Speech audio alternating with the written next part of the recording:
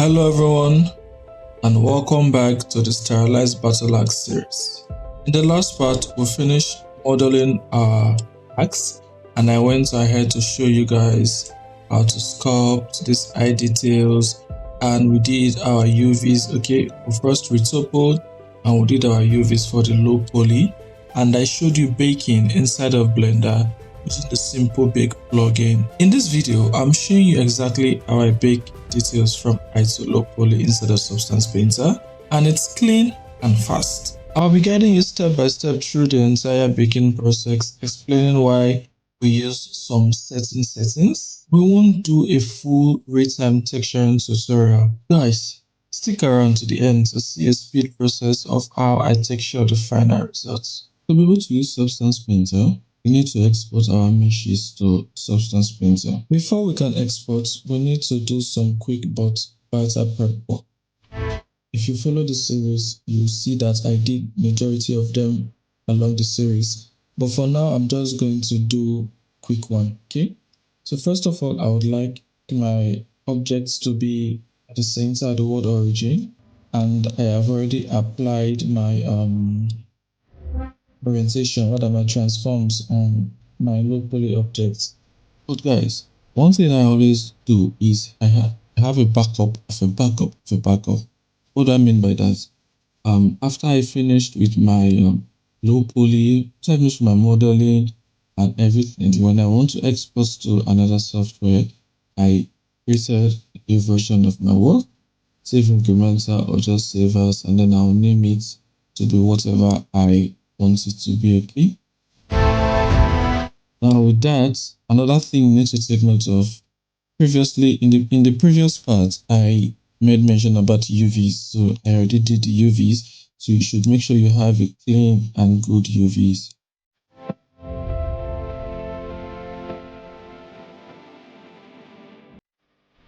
Now, after checking that everything is fine, I would also like to compare with my high poly to see how it looks. So I go to my wireframe, zoom in, and check if there are any overlapping edges, something like this. For example, I need to fix this just a tad like this. It's fine.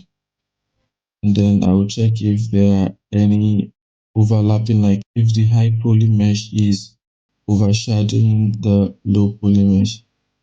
Thinking about this, I feel the thickness of this blade is too much. I can always solve it when I'm done with the texturing. Yeah, I can always do that after texture. Okay, so one thing I need to check is called the geometry smoothing. Previously, during one of my workflow, I made it to be sharp, okay, or something like this. It's fine, but I don't want this, okay? So I'll go to a right click, and I'll go to shade auto smooth, okay? When I do that, see, I will have some kind of places will be sharp. If I come down to my shading angle, I want to increase this to 60. Yep, 60 is fine. Most of the time, I try using 180, but it depends. But you see how 180 is looking like. Nah, I don't want 180. So for this one, I will do 60 for this one. And then you see this angle, I do not want it to be sharp because inside of Substance Painter, it's going to give some weird shading issue. So I will go around like that, shaking out most of all these places that look some sort of way, if I were to say that, right? Then I'll just adjust the angle. You need to go around and check to make sure that everything is looking fine. And I noticed this. Let's see if I should delete it. What's going to happen? Because you need to make sure your low poly is pretty well optimized. Let's take out the spaces. So I think there's one over here too.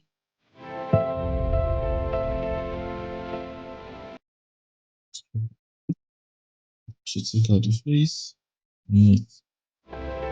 Yeah, this is fine. After the whole texturing, I can come back here and start and tweak some things. Mostly the sharpness of this blade. I don't like it. It looks so blunt or dull. Let's just say that's okay. So let's move forward. I want to make sure everything is selected. Select the last one, and I'll say Ctrl J, join them to be just one solid mesh. And then I'm going to name this axe underscore low. Okay. And then I'll do something for the eye poly. Select everything, select the last one. And then I'm going to go Ctrl J to join them to become one solid mesh. Oh. Okay, one solid mesh is fine. And then I'm going to call this axe underscore eye. Remember guys, your naming convention is very important, because that's what Substance Painter is going to use for its baking process. Okay, so save the work. That's all for the prep. I'm going to go to File, Export, FBX, to Substance Painter, on that folder, and I'm gonna call this axe underscore eye. Okay, remember, selected objects only, go through, and then export FBX. Okay, it's gonna take a while because it's dense mesh. Okay, that's done. Next thing, I'm gonna hide my high poly mesh, open the low poly mesh, and before I want to export this, I want to see do some kind of cleanups. Okay, I think I added some materials. Yeah, the last time I was teaching this, I'm going to remove all of them. I do not want any material, and it's good. And then I'm going to go to File, Export, FBX. Okay, that folder is still opened, and I'm going to name this axe underscore low. Okay, remember this is still selected. Okay, and then export FBX. Yeah, this is low poly, it's fine. There's a particular setting that you need to make sure is active, which is limited to selected. If you not limit to selected, it is going to export everything within your project. Okay, so we're going to open our Substance Painter, and here is mine, and my materials are loading. I have my Substance Painter opened, and to load in our files, I'll go to File, New, and the new window is going to pop up. So this is where we're going to do all our settings to bring in our low poly mesh. So under templates, we're going to use the standard PBR metallic roughness. There are times when you might want to use other version depending on what you're trying to achieve, okay? Sometimes I use this with alpha blend, but let's just focus on the standard one, okay? So under File, you click on Select. A new pop-up window is going to open. So navigate to where you have your exports. Now I have my low and my high, and I'm going to load in the low poly first. Click on Open, Document Resolution. Let's start with 2K. We can always change this later. So use 2K, and under normal map formats, DirectX is good for Unreal Engine. But if I was going to Unity, I'm going to use OpenGL. Blender uses OpenGL too, so if I was going to focus just on Blender, OpenGL is fine. But let's stick with DirectX, that's fine. Okay, and every other thing is to be left default. And then I'll click OK, and here you go, it's going to load in. Let's do a quick overview. So in Substance Painter, yours might not look like this. I'm using like a more recent version, I think. Wasn't the version, but yeah. This is where you have your materials, your different created materials in Substance Painter. This is under layer. We have where we're going to be performing most of our functions, and texture set lists. If I had imported the mesh with those different material, this is going to, there are going to be different texture set list here. For now, I'm going to double click this and name this axe. Okay, cool. And this is our property menu, and then you can undock any of the windows, that's fine. So I'm just giving you a quick overview. To zoom in, you scroll wheel out, or you hold down Alt and right click to zoom in. To orbit around your view, you hold down Alt and left click to orbit around your view. And then if you hold down Control and right click, you are going to increase the size of the brush. If you hold down Control and left click, you are going to increase the flow of your brush. If you hold down Shift and right click, you can see this is my environment. I am rotating my environment. By environment, I mean like HDRI in Blender. So you come here, you see environment. Oh yeah, here it is. So this is panorama by default. Most of the time I like using Studio Blacklight or Studio Tomoko. Okay, you won't see the difference. Let me reduce the blur. Okay, so this is how we see it, right? So you can use this. Okay, you can use this, and then look at the rotation I was telling you about. Either you come here to rotate, right? Or you can just use the left, hold down Shift and then right click to rotate around. You see why this environment is blurred out is because this is pretty distracting, right? So there are times you might want to turn it on. You do what suits you. So I'll just leave it back to the default and then turn on the blur and then reduce the opacity, and you can increase the environment exposure. Okay, so I'm not doing Substance Painter tutorial, so I'm not going to go deep down to all of these various settings. So let me switch back to my preferred choice, Studio Tomoko.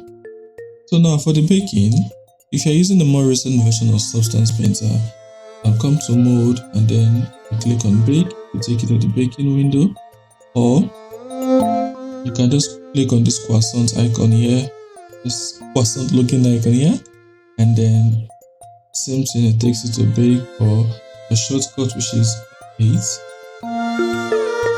takes you to bake too. But if you're using an older version of Substance Painter, you might not have that function. I think it should be around edit and then you see bake mesh map. Okay, or you come to texture set list settings. At texture set settings, scroll down and then you see mesh maps. So yeah, you click on bake mesh maps. If you look on the texture set settings, you can see you can bake normal, workspace normal, ID, and so many other stuff that you can bake down here.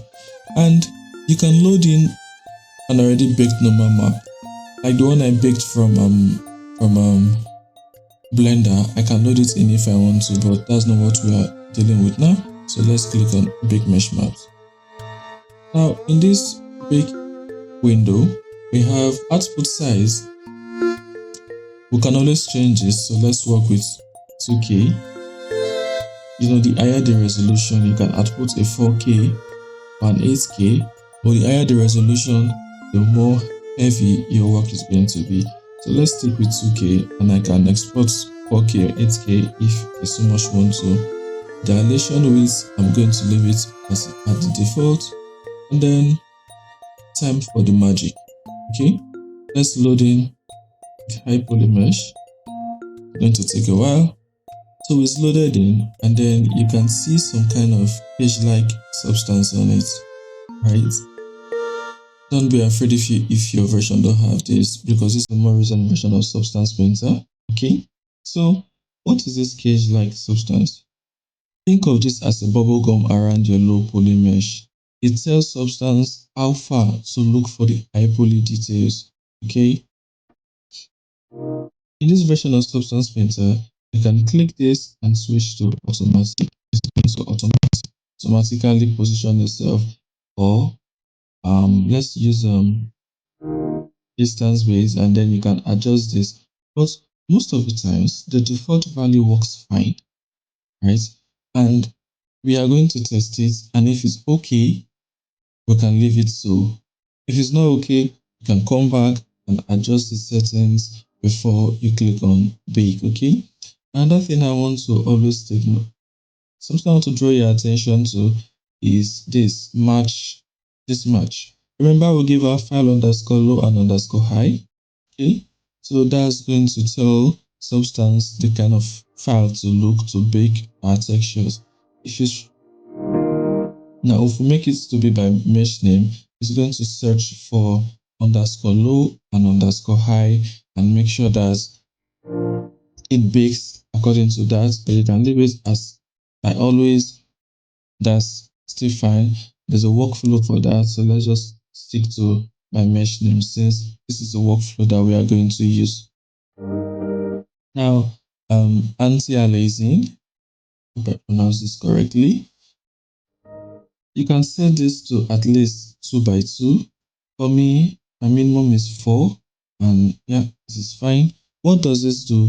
To get smoother, less jagged edges in your baked map. The normal creates our fake high poly detail.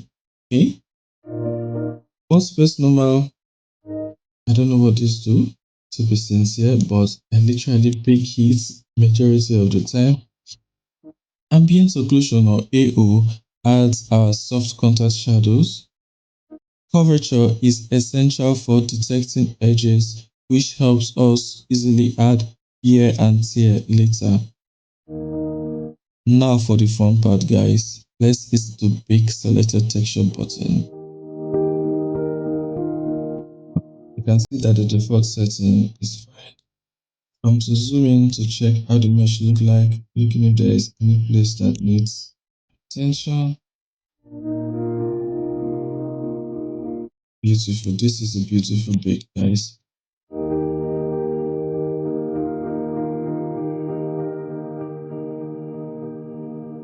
Now, if I were to have any error, all I have to do is return back to my bake and then go to my common settings, and then I'll start adjusting the max frontal and max rear to make sure things are looking nice, or you can use the automatic.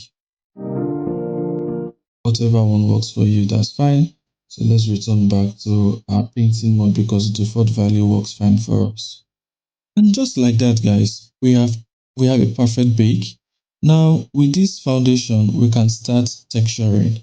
I'm going to speed up the next part, but you get to see the work process of building up the materials.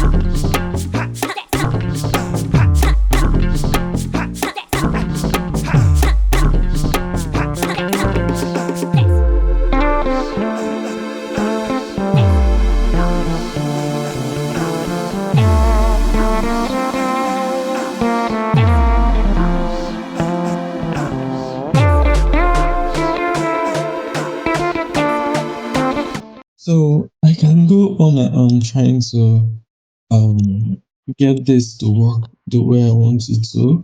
There are still some tweaks I would like to do on the axe head and all that stuff, but if I continue like this, I'm not going to end this tutorial anytime soon.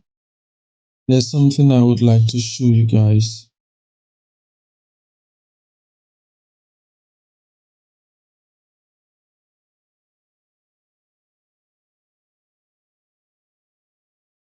Okay, I'm going to load in an alpha, just like I did with the Blender project. So I'm going to load in an alpha, I'll click it alpha, then click on but please, let me add it to the brush, and yeah. So I'm going to increase the brush size over here, or use the shortcuts.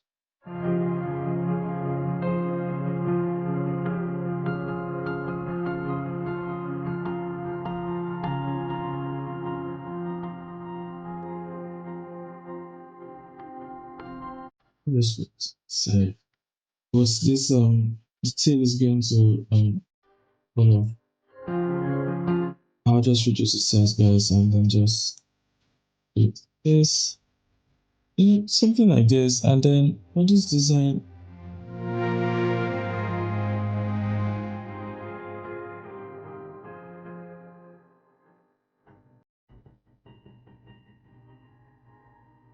something like the House of Dragon, something like that. So let's just stick with something like this for now, guys. And now you can export your textures to Substance Painter. Sorry, to Blender. I'll go to File. Let me save first.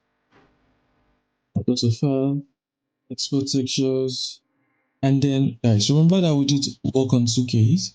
So I can come here and I can increase it to 4K if I so much want to. And then this is people metallic roughness, that's fine. Here I can also switch it to Blender. Remember that template we did in the beginning? So yeah, I can switch to Blender Principal BSD. Or if I was going to use Unreal Engine, I'll just leave it as the default PBR metallic roughness, okay? But since we are going to Blender this time around, let's just use Blender, okay? So it's okay, Blender and texture size, let's do 4K. Okay, it's fine. So this, so I don't want displacements, so buffer. I don't want emission, I only want base color, normal, metallic, and roughness, okay? It's fine. Let's go, and then, oh, something I need to do, I need to specify the folder I want it to be, and then I'll click export. Since I'm exporting 4K, it's gonna take a while, and here we go. So go back to Blender, and then let's turn off our high poly, let's focus on the low poly, go to material, add a new material, let's call it axe. Okay. In our shading settings, let's click on Principal BSDF. Remember, Node Wrangler should be enabled, guys. This is an add-on that you need every time, Node Wrangler, okay? So while the Principal BSDF is selected, I'll press Ctrl-Shift-T. Select everything and just do this. Look at this. Isn't this amazing, guys? So there you have it. We've successfully prepped and exported our model from Blender and achieved a clean and professional baking Substance Painter. And then the texture, even if I didn't go deep on the texture, and then I also brought it back to Blender for you to see how it looks like. If you found this tutorial helpful, give it a thumbs up and consider subscribing for more content. Let me know in the comment section if you have any question about the baking process. You can find the previous parts of the series linked in the description. Thanks for watching, and I'll see you in the next one. Peace.